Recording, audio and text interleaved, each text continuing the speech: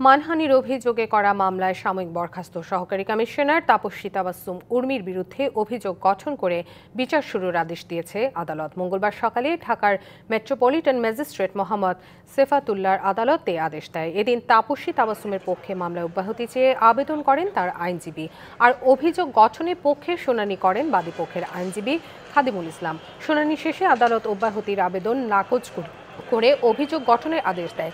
এ সময় তাপসী তাবাসসুম উর্মি নিজেকে নির্দোষ দাবি করে ন্যায় বিচার প্রার্থনা করেন। তার বিরুদ্ধে অভিযোগ, গত 5 অক্টোবর ফেসবুকে একটা পোস্ট দেন তিনি। সেখানে আবু সাইদ ও অন্তর্বর্তী সরকারের প্রধান উপদেষ্টাকে নিয়ে বিরূপ মন্তব্য করা হয়। চার্জ ফ্রেম করেছে, আমরা বিজ্ঞ আদালতের এই আদেশে সংক্ষুব্ধ।